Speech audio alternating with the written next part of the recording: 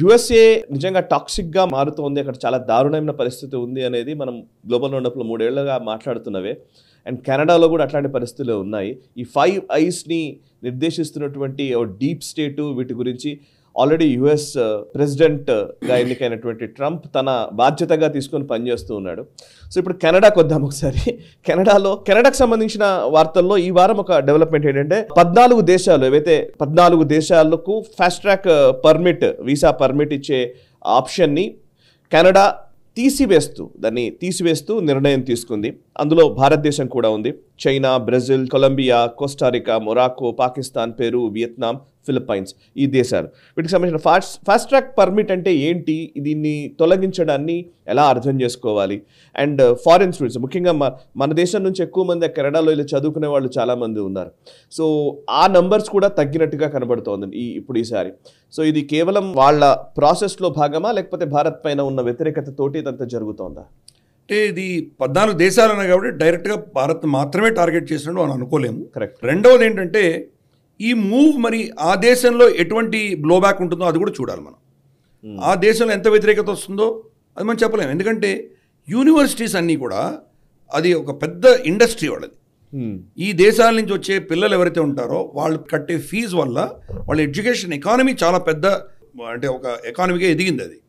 ఇప్పుడు ఈయన దీని మీద క్యాప్ పెట్టి 4,37,000 మంది మాత్రమే విద్యార్థులను మేము తీసుకుంటామని చెప్పడము, దాంట్లో ఈ 14 దేశాల నుంచి మ్యాక్సిమం స్టూడెంట్స్ వచ్చేటువంటి దేశాలని ఆయన కట్ చేయడము, దీనివల్ల ఆ యూనివర్సిటీస్ ఎలా రియాక్ట్ అవుతామో మనకు తెలియదు. రెండు, అక్కడ ఒక విధమైన క్రైసిస్ ఈరోజు కెనడాలో ఉన్నది. ఈ విద్యార్థులు ఎవరైతే వస్తున్నారో వాళ్ళు అక్కడ లోకల్ ఉద్యోగాలు టేక్ ఓవర్ చేసేస్తున్నారు.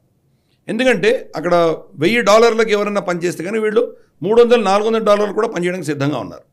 కాబట్టి ఆ ఉద్యోగాల మీద ఒక ప్రెషర్ ఉంది ఆ దేశంలో. మూడవది, ఇంతమంది విద్యార్థులు రావడంతో హౌసింగ్ క్రైసిస్ వచ్చింది. ఆ కెనడాలో ఉన్నటువంటి హౌసింగ్ రెంటల్ ప్రైసెస్ విపరీతంగా పెరిగిపోయినాయి. జస్టిన్ ట్రూడో 10 ఏళ్లుగా దాన్ని ఏమీ చేయలేకపోతున్నాడు. 10 ఏళ్ల పరిపాలనలో ఆ హౌసింగ్ రెంట్స్ని, హౌసింగ్ కాస్ట్ని తగ్గించలేనటువంటి పరిస్థితిలో ఉన్నాడు ఈరోజు అతను.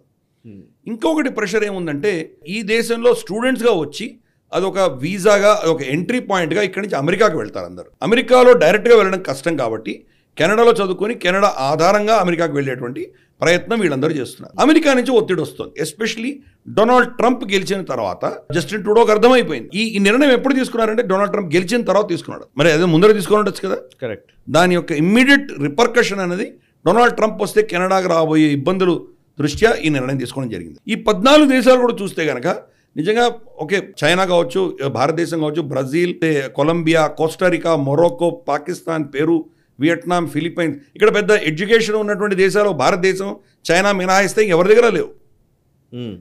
భారతదేశం నుంచి కూడా మ్యాక్సిమం కెనడాలో చదువుకోవడానికి ఎవరు వెళ్తున్నారు? పంజాబ్, హర్యానా నుంచి వెళ్తున్నారు. ఎందుకు? అక్కడ ఉద్యోగాల కోసం వెళ్తున్నారు. అక్కడి నుంచి కంప్లీట్గా కెనడాలో సెటిల్ అవ్వడానికి వెళ్తున్నారు. కంప్లీట్ ఒక మినీ పంజాబ్ అనొచ్చు కెనడా. కాబట్టి అక్కడ ఒక పైప్ లైన్ ఉంది కూడా అక్కడికి వెళ్తున్నారు.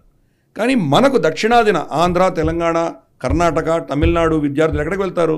అమెరికాకి వెళ్తారు, ఆస్ట్రేలియాకి వెళ్తారు, కెనడా కూడా వెళ్తారు, కానీ చాలా తక్కువ వెళ్తారు మన వాళ్ళు కంపారిటివ్లీ, ఇవన్నీ కంపేర్ చేస్తే. కరెక్ట్. కాబట్టి ఈ యొక్క డెమోగ్రఫీలో నిజంగా చదువు తక్కువ స్థాయి గ్రేడ్ ఉన్నటువంటి దేశాల నుంచి అక్కడికి వెళ్తున్నారు. క్వాలిటీ లేదు అయినా వెళ్తున్నారు అక్కడికి. ఎందుకు? అక్కడి నుంచి అమెరికాకి ఇమిగ్రేషన్ కోసం వెళ్తున్నారు. చైనా నుంచి ఎందుకు వెళ్తున్నారు అక్కడికి? చైనా నుంచి మళ్ళీ అమెరికాకి వెళ్ళడానికి వీళ్ళు ప్రయత్నాలు చేస్తున్నారు. ఇవన్నీ కూడా ఏంటంటే జస్టిన్ ట్రూడో మీద ఫైనల్గా ప్రెషర్ రావడంతో ఈ నిర్ణయం తీసుకోవడం జరిగింది. దీనివల్ల ఆఫ్ కోర్స్ మన దేశం నుంచి వెళ్ళేటువంటి వాళ్లకు ఇబ్బందులు వస్తాయి. జయశంకర్ గారు ఆల్రెడీ మన రీసెంట్గా ఒక వారం 10 రోజుల క్రితం ఆస్ట్రేలియాకి వెళ్ళొచ్చారు. ఈరోజు ఐ థింక్ మన గ్లోబల్ రౌండప్లో అది కూడా చర్చిస్తాం మనం, ఆయన ఏం మాట్లాడారు అక్కడ. కానీ ఆస్ట్రేలియా పర్యటనలో ఆయన చేసిన ముఖ్యమైన విషయం ఏంటంటే కెనడాలో ఇరుక్కుపోయినటువంటి మన పిల్లల్ని ఆస్ట్రేలియాకి షిఫ్ట్ చేసేటువంటి ప్రయత్నం చేస్తున్నారు. ఎందుకంటే జస్టిన్ ట్రూడోతో మనకు ఉన్నటువంటి ఏదైతే వివాదం నడుస్తోందో దీని దృష్ట్యా మన పిల్లలు సఫర్ అవ్వకూడదు అని చెప్పేసి ప్రత్యామ్నాయం కోసం ఆయన ఆస్ట్రేలియాకి వెళ్ళొచ్చారు. ఆస్ట్రేలియన్ యూనివర్సిటీస్ వీళ్ళని అబ్జర్వ్ చేస్తారు. అలాగే రాబోయే రోజుల్లో కెనడాకు వెళ్ళాలి అనుకున్నటువంటి విద్యార్థులు బహుశా ఆస్ట్రేలియాకి వెళ్ళేటువంటి అవకాశం మనకు ఓపెన్ అప్ అవుతుంది. ఇటువంటి పరిస్థితులు ఉన్నాయి. ఇది మేజర్ ఆయన తీసుకున్న నిర్ణయం. చూద్దాం రాబోయే రోజుల్లో ఆ యూనివర్సిటీస్ ఎలా రియాక్ట్ అవుతాయో మనం చూద్దాం. ఈ వీడియో మీకు నచ్చినట్టయితే లైక్ చేయండి, 10 మందికి షేర్ చేయండి. అలాగే కామెంట్ల రూపంలో మీ అభిప్రాయాలను మాతో పంచుకోండి. Nationalist hub group of channels ను సబ్స్క్రైబ్ చేసుకుని తెలుగునాట జాతీయవాద జర్నలిజాన్ని ప్రోత్సహించండి. ఈ వీడియో కింద ఉన్న బెల్ ఐకాన్ పై క్లిక్ చేయడం మర్చిపోవద్దు.